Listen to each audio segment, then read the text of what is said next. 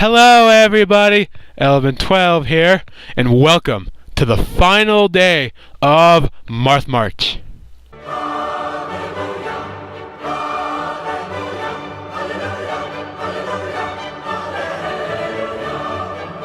That's beautiful. Anyways, today, on the final day of MARTHMARCH, we're going to be talking about Fire Emblem Awakening. Fire Emblem Awakening, known in Japan as Fire Emblem Kakusei, which literally translates to Awakening, so that's a perfect translation, was released in Japan on April 19th, 2012, and America on February 4th, 2013. This game was released on Nintendo 3DS in 3D! This game involves Chrom and Lisa, the two main characters, brother and sister, and as they meet a tactician, which is you, with amnesia on the ground. And then from there, they further go to protect their country from the evil people that are trying to take them over, essentially. It goes really long. Elise is where they come from. It's very similar to a lot of the Fire Emblem plots, so plot-wise, nothing too crazy. What is new and good about this game? Well, unlike a lot of games in the series, this is one of the first Fire Emblem games to actually connect storylines from future games. At one point in the game, somebody refers to Marth as the Hero King from over a century ago, which means that this game could potentially take place over 1,000 years after the first and third game of the series, or Shadow Dragon in this case, in the American case, and even has some ties to the Path of Radiance Radiant Dawn, with one of the characters mentioning that he's the successor of Ragnall, which is Ike's sword. So that's really interesting. Also, this game brings back the class-ups, the multi-tier class-ups like in Sacred Stones. Say, for example, like Cavalier could become a Paladin or a Great Knight, and they have a lot of new classes. They have Dark Flyers for Pegasus Knights, Tricksters for Thieves, and etc. Lots of new things. War Clerics for Clerics. Also, like in Shadow Dragon, reclassing is back. However, it's done a little bit differently this time. Unlike in Shadow Dragon, where it seemed like a little bit was kind of tacked on, in this game, you actually would really need to do this in order to actually get really good. Because by reclassing, you can become different classes, and each of the classes have different abilities. And you can keep those abilities becoming different classes. For example, Thieves can pick locks, which is actually an ability called Lock Touch. So if you reclass a character to be a thief to learn Lock Touch, and then reclass them back to wherever they were previously, they can still retain the ability Lock Touch while still being another class. And other stuff like that's really fun too. So it gives a lot of really diverse options. Also, like I mentioned in the thing, this game has a playable as a tactician, which you basically name after yourself.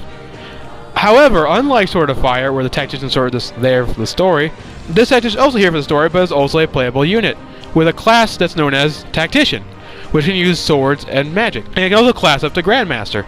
And then obviously you can reclass that guy to be almost anyone that he could possibly be. Or if you're a female, anyone that she could possibly be. Also, because it's on the 3DS, the birthdays, it actually keeps track of the time, and if a character has their birthday, and you log in or turn on the game on their birthday, they actually get boosts and items and extra stuff for their birthday, which is really fun. Also, since on the 3DS, there's street passing, or spot passing, which by doing that you can actually pass by other people that are also playing Fire Emblem Awakening and challenge their team and also recruit their tactician. So if you have a friend who also has the game, you can literally recruit your friend into your army, which that's really freaking cool. Also, with the spot pass system on the 3DS, you can actually do bonus missions and actually recruit heroes and villains from almost every Fire Emblem game, even the ones that haven't been released in America, like Gaiden, Genealogy of the Holy War, etc. Also, there's DLC missions, which they're all about $2.50 to $3 each. And by doing that, you can recruit special characters from other games like Marth, Ike, Roy, Micaiah, characters like that. Also, there's two new classes that can only be available for DLC, which is Dreadfighter and Brides, which Dreadfighters can use swords, axes, and magic, as the Brides can use staves, lances, and bows. So that's pretty good attack coverage right there. Also, just like in a lot of the other Fire Emblem games, the support system is back, but a lot less limited. You can usually support as much as you can with as many people you're compatible with, and you can also get married with people, like a few other Fire Emblem games could. But not only could you get married to other people, you can also, later in the story, you can recruit their kids to your army. And the kids actually get stats and other, etc. abilities and stuff from their parents. And that's really very cool. And just like in the other games, just like in Sacred Stones and Shadow Dragon, the Manichaeos are back. And there's also a new class accompanying them called the Tag Wolves, which are a beast class that functions similar to the Manichaeos, where they use a stone to attack, but instead of dragons, they're rabbits. There he is. Where? There. What, behind the rabbit? Is that The big thing about this game is that this is the first game that America got that doesn't have permadeath. Well, it does, but you can actually turn it off. Because when you pick your game and you start your game, you actually have the ability to pick classic or casual. If you play classic, you'll basically have permadeath turned on, and you can't save in the middle of a match. If you pick casual, on the other hand, permadeath is turned off. If a character dies during a chapter, they come back at the end of the chapter. And you can actually save your entire progress during chapter. So if you're like, oh crap, I'm not sure about this, you can save it, turn it off, turn it back on if you need to. So that's really freaking good. And there's so much more stuff to talk about this game. This game's really in depth. What are the bad things about this game? Well, not very many. Like in a lot of games, there's some units that you'll never use ever. But in this game, almost every unit is actually really good if you just use them right. Just like, unlike other games where like a lot of units are like, yeah, this character has bad stats, so don't use them. In this game, almost every character is usable. Even the Jagan in this game, freaking Frederick, is also really good to use. I guess one bad thing that I felt was there's no ballistas or no ballisticians like they had in Shadow Dragon, which that was kind of a bummer. The ballistician was one of my favorite parts of Shadow Dragon. I was hoping to see that back, but oh well. Beggars can't be choosers. Also, there's no fog award chapters, which is basically like a chapter where it's foggy and basically each unit has a certain level of visibility, which honestly can be kind of, I don't know. That's kind of a weird thing. But for bad things, other than just no ballisticians and a few other minor gripes, that's all it really is. There's no really bad things about this game. So how do I feel about this game? Well, not only do I feel it's the best Fire Emblem game of the series, I honestly think it's the best game of this year, period. I'll even go as far as say it's one of the best games I've played in the last, like, maybe 4 or 5 years. It's that good. I had so much freaking fun with this game. I loved it so damn much. If you turn on my game file right now, you can see that I have over 120 hours clocked in. Yes, right, I'm not stuttering. That's exact. Just looked at my game. 120 hours. That's basically if I played Monday through Friday, 24 hours non-stop. That'd basically be 120 hours. And I played even more than that. That's how much I love this game. This game is brilliant. This game is amazing. And if you own a 3DS, go buy it. Even the big thing, even the 3D, which a lot of people complain about the 3DS. Oh, the 3D's not very good on 3DS. This game, like, you remember when 3D movies weren't a big deal, and then Avatar came out, and you're like, oh, 3D's amazing! 3D is a beautiful thing! Well, this game is the Avatar for the 3DS. Like, games before were just kind of meh to okay, and then this game came out and blew everything out of the water. Just, like, a lot of people complain, like, not good with 3D, but I don't, even me, I'm like the biggest skeptic when it comes to 3D. I hate 3D. But when I did the final battle of this game, I had the 3D turned on, music turned all the way up, and it was amazing. Like, it was like, the music of this game is beautiful. All Fire Emblem games have really good music. This music, no exceptions, beautiful. And the 3Ds, this looks incredible. Freaking incredible. And I'm not over-exaggerating. This is amazing. I hate 3D, but the 3D in this game is amazing. So if you have a 3DS, go buy this game now. There's no reason why you shouldn't have this game in your 3DS library. This is the best game for the 3DS, period. Like Kingdom Hearts 3D, that's pretty good. Ocarina of Time Remake, that's pretty good. This, by far, best game for the 3DS ever. If you have a 3DS and don't have this game, shame on you. Go buy it right now. It's brand new. You can still buy it really cheap, but go buy it. That was Fire Emblem Awakening. So as MARTHMARCH comes to a close, let's ask the question: why did I do this? Well, Fire Emblem is one of my favorite franchises out there. I mentioned in my last video that it's my third favorite Nintendo franchise, and I love it so much. Like, every game shows like a consistent effort to make each series, each one, better and better and better. And you can tell that they work really hard. Like, each game is better than the last. And even though, like, with games of Shadow Dragon, I don't really prefer them as much as other games, they still, I could tell they showed an effort to try as best as they can to make as good as a game as they could each time, game after game. And that should be, like, recognized. Like, each game, it's like, by the third installment, you're kind of like, this game franchise is kind of boring. No, but this franchise is literally getting better and better with each game. And this is a really underloved, underrated franchise. Like, kind of like with Mother and Pikmin and a lot of other sort of underlooked Nintendo franchise. This is like one of the most underlooked franchises Nintendo has, or just underlooked franchise, period. And this franchise needs some love, because there's a lot, like, the most recent game we got was Fire Emblem 7. Because there's 6 other ones that Japan had that we never got, which is kind of lame. We should get those games. They should like translate all those games and bring them to America. I would love that. I would buy all of them in a heartbeat. But just this franchise is an amazing franchise, and I really want to show you guys just the love and amazingness I feel for this franchise. So, if you want to buy Fire Emblem, any Fire Emblem games, here's what to do. If you own a 3DS, go buy Fire Emblem Awakening. Like, it's obviously just came out about a little over a month ago, so you can still buy it brand new for $40. Go on the Nintendo eShop, you can buy it for $39.99, have it straight downloaded to your 3DS right on the spot. Right, that. It's perfect. That's one of the cheapest options you can get for that game, if you're not willing to buy it used. As for the other games, if you don't have a 3DS, but you're interested in a game in the franchise, I would probably recommend one of the Game Boy Advance games, because they're probably one of the cheaper ones of the thing. And here's what I'll do. I researched all these a little bit, and I'll tell you guys. This is based on Amazon. If you know a place where it's cheaper to buy these games, like if you live in California, go to Game Dude. That place is awesome. But if you know a place you can buy these games cheaper, I don't recommend GameStop or emulators because I disapprove of both. But if you know a place where you can buy them cheaper, go ahead. Like eBay is always a good option too. But if you're not willing to go on eBay and if you don't really trust eBay very much, Amazon's usually the best bet. So here's some of the Amazon prices I found. Obviously, you're not getting these games brand new. Only Awakening's probably the only one you're going to find brand new. So don't try new or else you're going to freaking pay through the roof. Trust me. But anyways, with the first Fire Emblem game, aka Sword of Fire, you can probably find it on Amazon for about $25 to $35 roughly. I bought my copy on eBay for $25 and it works perfectly. So, like I said, go on eBay at your own risk. Be careful.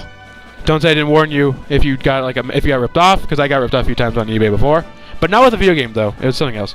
If you want to do it on Amazon, about $25, $35 for that one. For Fire Emblem Sacred Stones, the second game I covered during MARTHMARCH, is roughly about $20 to $30 on Amazon. That one wasn't successful, so it's a little bit cheaper. Obviously, if you're brand new to the series, this probably and you don't own a 3DS, this is probably the best game for you to get. It's the cheapest out of the bunch. Okay, next up, Path of Radiance. If you want to get a copy of Fire Emblem Path of Radiance, you expect to pay roughly $80 to $90. This is one of the rarest games of the series. It's really freaking expensive. Like, if you go on eBay, you might be able to snipe around and find a cheap copy, but that's really rare. Like, the availability at other stores are really rare too, so if you know a place you can find it cheaper, obviously go ahead. But on Amazon, it's roughly $80 to $90. If you're a die-hard Fire Emblem fan, you're like, I need to get this game, then go get it. Trust me, I want to freaking get a copy too. The copy I have is borrowed from a friend. But it's roughly $80 to $90. So, yeah. Definitely, if you want to sell for Amazon prices, go ahead. This is all used, by the way. Not new, used. A new copy will probably cost you at least $150. But $80 to $90 used. So if you want to, if you're okay with spending that much, go ahead. For me, I would recommend just hunting around, see if you can find a cheaper copy, because that'd probably be my better bet. For its sequel, Fire Emblem Radiant Dawn. This one I found actually brand new at I think Toys R Us for like I think $40 to $50 somewhere around there. But and like that was about 2 years ago. I don't know the availability of this game, so I think I might have seen it in store shelves once in a while. So I recommend going to your like average like video game like store or like Toys R Us, Walmart, Kmart, Target, like your average video game store, stuff like that, because they might still have a copy new for like roughly $40 to $50. If not, the Amazon price for it used is about $60 to $70. Still a little bit much. If you can find it new, definitely go ahead and find it new, because probably be a lot cheaper new. Otherwise, it's not too crazy on Amazon. It's a little bit though. For Fire Emblem Shadow Dragon, that game's still also relatively recent, so you might still be able to find a copy new for about $40 to $30. Cause I got my copy on release date, so it was about $35 I think when I got it. I got it at Play and Trade when those were still in business. But if you want to buy one used on Amazon, it's going to cost you roughly $40 to $50. Not too much, but still pretty pricey. So definitely, if you want to do that, go ahead. As I mentioned for Fire Emblem Awakening, you can find that brand new at any store right now for about $39.99. Or, like I said, if you want to buy it, the cheapest, absolute cheapest you can do is go on Nintendo eShop. You can buy it for $39.99. The exact price, no tax or nothing. And you get downloads straight to your 3DS. So there you go, that's a lot cheaper of an option.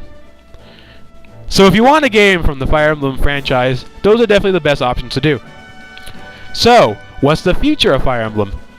Well, A little while back, Nintendo released a trailer for the game for the Nintendo Wii U, known as Shin Megami Tensei Cross Fire Emblem. And obviously, that sounds freaking amazing. That's like if they announced freaking Final Fantasy Cross Legend of Zelda. That's like, oh, that's one of the coolest freaking options ever. So far, no gameplay footage out yet, so nobody really knows if it's going to be it's play like Shin Megami Tensei game, it's play like a Fire Emblem game, we don't know. Whatever game it's going to be, it looks exciting. No release date so far, no gameplay footage. So far, all it says is game still in development. So definitely, whenever that comes out, I'm looking forward to it. You guys should be too. So, now that we're finally done with MARTHMARCH,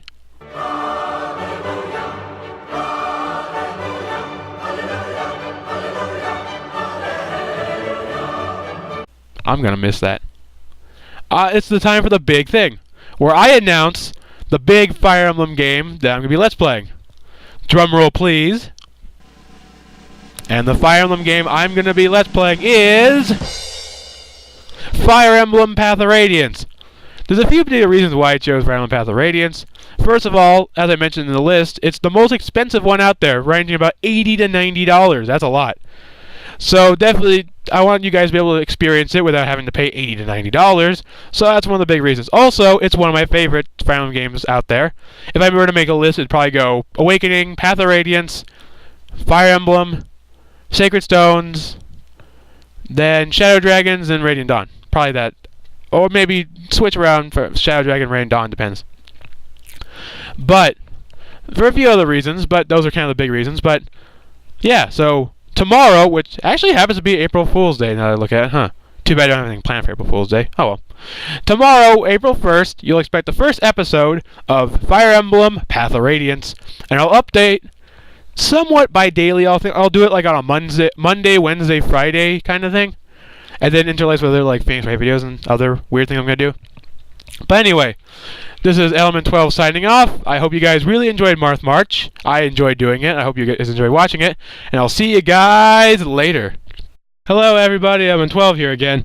Sorry, I know this episode just finished. It's probably going to be at least 20 minutes long.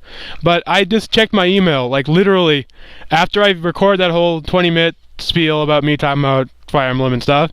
And after I checked my email, I literally just got my 20th subscriber. Right as soon as I finish recording this.